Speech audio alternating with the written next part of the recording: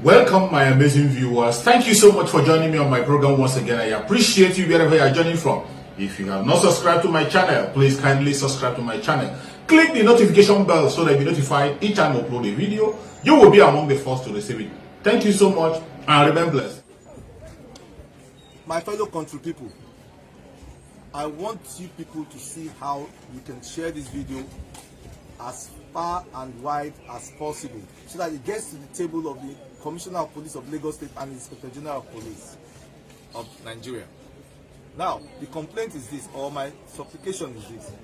About 3 days ago, the owner of this shop, one Emmanuel Oji, was accused by a minor to have pressed her breast and exposed his private part before her in this shop here. And about 9 or 8 thereabout, 9, Emmanuel was arrested by the Agor police station. The police refused the landlord association, friends, relations of Emma to come into the police station. The next day they went, they drove them away, and today they came to me yesterday, and on pro bono basis I wrote a letter to the DPO asking the DPO to grant Emmanuel administrative bail pending investigation. This is the letter here. Look at, on pro bono, I wrote the DPO explaining that I am not saying Emmanuel is right or wrong. What I'm saying is that please grant him administrative bail and do your investigation. Today, the landlord association came to me again and said they have not released Emmanuel. And I went to the police station and I tried to find out what happened. I spoke to the DPO, I spoke to the IPO, and the IPO insisted that he must charge the matter to the court, and that if they don't, they will charge the matter to. And I say, on what basis? You have only 2 witnesses, and that is the complainant, that is the minor, and the Emmanuel himself. So how are you going to grant a criminal charge against this man? Because you need to prove your case beyond all reasonable doubt. Now, my position is this. I am not saying the suspect is guilty or not guilty. I am not saying that. I am saying that there should be a proper investigation. My take on this are as follows. 1, the police did not come to the locus info. This is where the crime happened. They are alleged to have happened. Yeah. This is a public place around afternoon. Outside. Around outside. And there were customers there. They didn't come to see the environment, to see whether that crime could have been committed under that circumstance. 2, there are witnesses here. What's your name, sir? Mr. Tunde said he was there. I'm not there. He said so. This is the neighbor. That's her shop. She was there. So when they saw the guy, when the guy came in, and the police refused. Upon my request, I was there and I asked the police, why don't you take their evidence? They refused to take their evidence. They dropped them away in my presence. If they can do this right before me, I'm sorry for the average Nigerian. I'm sorry for the common man on the street. I even tried to speak to the DPO. The DPO entered a vehicle and drove away and treated me like a dog. If that can happen to me, a lawyer of 26 years standing or 25 years standing, a senior citizen of this country, what will happen to the public? So now they have carried the man, they have carried him, and they say they are taking him to Panti because from what the neighbors have told me here, which you will confirm, they were asking them to pay the sum of 100,000 and apologize to the complainant's parents, otherwise they will punish him, and they have done their worst. They've charged this, they've taken him out to Panti now. And not only that, I'm going to verify. They said they have also published Ima as a sexual offender in the internet, which is wrong. So my position is this. Before I make a conclusion, I want the people, 1 or 2 people here, to make their inputs on this matter. Thank you. Hello, fellow Nigerians.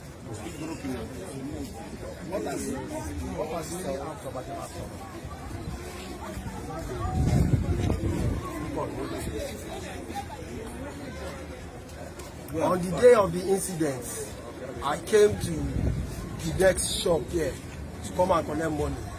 So after collecting money, I came to this shop. I saw the minor in question standing by the side of this table while I came in, and I called Ima. I said, okay, Ima, me I dey go, I just collect money finish. And he said, okay, and I left. They were not inside the shop, they were outside the shop. Here, where people buy stuff. And I don't think that any right person, right thinking man will be molesting a minor in front of a shop where people are passing. This is a 3-junction road. But the police refused to even hear us or even take our statement before taking him away. Thank you. My fellow Nigerians, please, I'm pleading on behalf of Ima. You people should set him free. He has done nothing. He is my neighbor. They just want to frame him up. He is my neighbor. You touch someone's breast, the person needs to shout out. I'm beside the shop, I'm seeing everything. I even came out to call Ima. Ima, I want to see you. Come. Ima said he's attending to the girl. I left them. I just entered inside my shop, and there's nothing that is hidden that you cannot see from my side and inside. Everything is is transparent. Nobody shouted that they touched him. Nobody said they did anything. So please, this boy is very, very innocent. Please. Interview this guy. And fellow Nigerians, before the incident now happened, that same afternoon, the girl, they came to my shop they did not even want to buy something. She was asking me whether my guy is around. I said no. She wanted to enter inside my shop. She wanted to enter. She asked me whether I cook anything. I just like, which day that one now happened? I just sent her out. After that incident, before in the evening, they now call me and all this kind. They now call me and they started telling me that my guy was arrested for this time. All right, fellow Nigerians, please be the judge on this matter. I am not saying whether Ima is guilty or not guilty. I am not saying so. What I'm saying is, has he been given a fair, not even hearing, has he been given the opportunity to present his case so that he can fare where he can get justice in the court or where he's being charged to? That is my problem. The police have failed to come to the locus inquo. They have failed to take evidence. They have failed to take testimony of witnesses. And they have now charged him to court, or they are taking him to Panti. Please, I want you to please spread this video as far as wide as it will go, so that the appropriate authority will ask the DPO and his officers to take that file and do a thorough investigation. If possible, take the file away from them. That is my supplication, because a suspect is a suspect. He has not been convicted. He has not been convicted. Justice and fairness is a two-way traffic thing. Human rights is a two-way traffic thing. The accused person also has human rights, just like the complainant. So you cannot take the story of the complainant and leave the story of the accused person. It is not in the discretion of the police to light the face of a witness or to determine which witness to take statement from, as long as it will lead to the justice of the matter. Please help me spread this. The Inspector General of Police must hear this. The Commissioner of Police must hear this. The DPO of Agor Police Station and the OC Human Rights must be called to order. Thank you. No. When you take the history of Nigeria, from the very beginning, when we were amalgamated, to the very beginning we became a nation, we got it altogether wrong. You bring in people of different culture, different beliefs, different socialization, different milieu, different outlooks, merge them together by force to form a nation. Only the initial builders of Nigeria had a clear vision and a mission. devoid of any sentiment. Soon thereafter, it became clear that it was a wrong union. It was a union that was not properly negotiated. We could have remained a great country if we had isolated our own identities, peculiarities, culture, while contributing to build a nation just like America. But we ended up having people from one generation, one set of leaders to another, everybody coming with a vision and a mission, and destroying the previous ones he made, even if they are good because they are put in place by an imaginary enemy. Secondly, we have a nation where we celebrate criminals. It is only in Nigeria that somebody will clearly steal and loot hugely from the public treasury. And then after some times, you see him receiving national honors. You see him being given chieftaincy titles. You see him being called king, prince, or an emir. That is an indicator that we are yet to be there. We also form a nation. Only the initial builders of Nigeria had a clear vision and a mission, devoid of any sentiment. Soon thereafter, it became clear that it was a wrong union. It was a union that was not properly negotiated. We could have remained a great country if we had isolated our own identities, peculiarities, culture, while contributing to build a nation just like America. But we ended up having people from one generation, one set of leaders to another, everybody coming with a vision and a mission, and destroying the previous ones he made, even if they are good because they are put in place by an imaginary enemy. Secondly, we have a nation where we celebrate criminals. It is only in Nigeria that somebody will clearly steal and loot hugely from the public treasury. And then after some times, you see him receiving national honors. You see him being given chieftaincy titles. You see him being called king, prince, or an emir. That is an indicator that we are yet to be there. We also have a complacent followership, a followership that is satisfied with collecting 500 naira to vote, 1,000 naira to vote, a bar of soap, a tin of milk. On that basis, he surrenders his franchise. It means we are not conscious of our civic duties and responsibilities as a nation. Majority of the common people that are complaining now are also contributing to the destruction of the country in collaboration with the colleagues of the elites. While the elites are losing the treasury, they are hailing them. Today, if a northerner were to be caught stealing 10 billion naira and he is taken to court, believe me honestly, you will see northern organizations, northern elites, some of them saying that he is being persecuted because he's a northerner, because he's a Muslim. We also saw it in southern Nigeria. We had such an incident. I can give you, if you give me time. A former managing director of a bank in Nigeria, in northern Nigeria, in between his wife, his house girl, his younger brother, himself, stole 3 billion naira directly from shareholders' money. Allegedly. Yeah, no. Yeah, just wait. He was taken to court, and he appeared only once. Before the next adjournment date, two prominent Islamic scholars, a member of Jama'at al-Nasr al-Islam, and an elder went and visited the president, interceded on his own behalf. By the next adjournment date, the Attorney General entered a nolle prosequi in his own favor. 4 years after, and that was the end of the case. 4 years after, I saw his name with OON, without being extended presidential prerogative of mercy, without degazetting his name until they degazetted him. I still have the gazette. He has not been degazetted.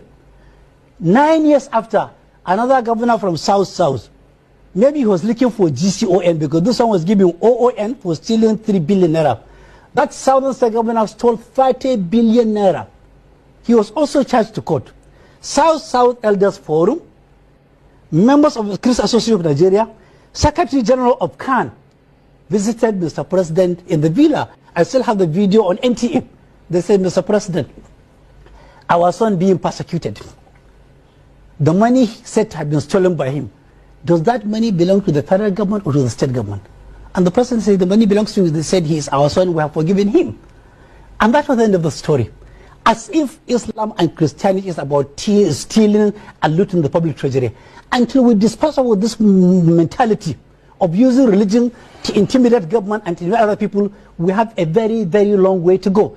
We must not wear the face of Moses and hang the heart of Pharaoh if we want this country to grow. Okay, we'll go on a break. When we come back, I will continue to tackle issues, but with more. They say I'm insulting them. No, I'm not insulting you. Most of you are not educated. In Africa, we are tribal creatures in Africa. In Africa, we are tribal creatures in Africa. We always go back to our village where we are born, where our umbilical cord, how long, where it was buried. That's where we come from. That is why every Christmas, Easter, New Year festival, or August meeting, you see us migrating back to where we come from. And I keep saying these things to Africans, they don't understand it. They don't understand it. Everywhere in Africa during Christmas, if you like, be in South Africa, if you like, let it be in Kenya, you let it be in Rwanda, everybody from the capital goes to the village. If you go to Accra, the same thing happens. This past Christmas, if you like, go to Cotonou, go to Yaoundé in Cameroon. Everybody living in the capital cities of Africa, they go back to their villages. They go back to their tribes where they come from. Do they do that in the Western world?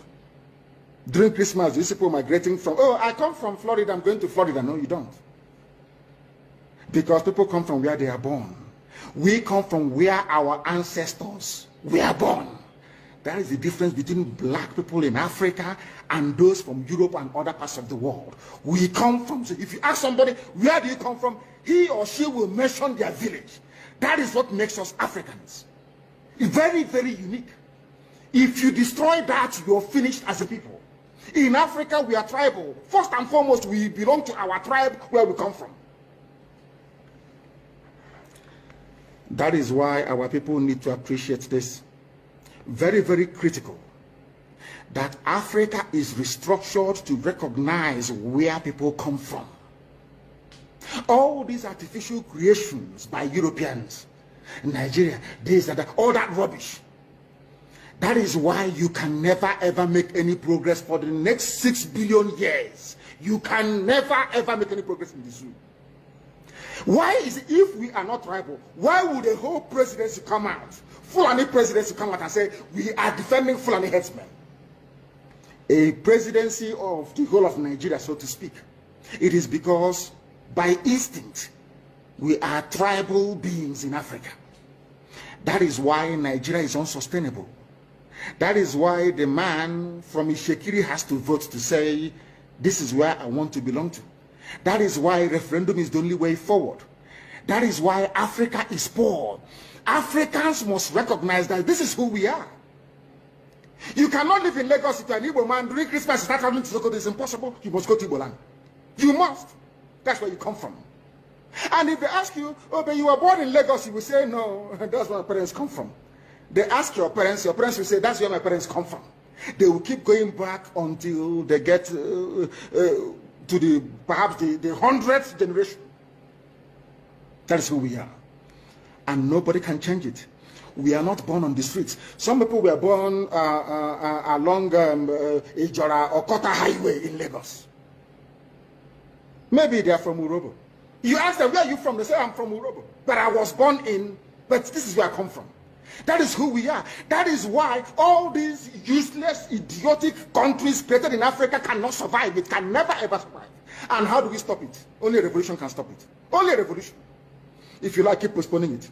If you like, keep putting it off forever and ever. Only a revolution can solve this very problem, because under a revolution, the powers that be, those that be making your life a misery, will be overthrown. Nobody will say it's a coup anymore. It is called popular opinion. Thank you so much for your patience to watch from the beginning to the end. I hope you have learned something from the video you have just watched. The video you have just watched is to bring information to your doorstep and for educational purpose. It is not to demonize anybody. Let us watch continuously and see who can be able to make a sense out of every nonsense we are seeing. We must continue. We move. It doesn't matter what they do. It doesn't matter what they say. They will kill us. Kill them. At the end of the day, Biafra is here. Thank you for watching. If you have not subscribed to the channel, please kindly subscribe to the channel. click the notification bell so that you're notified each time I upload a video. You will be among the first to receive it. Thank you, and remember blessed. Bye-bye. See you again.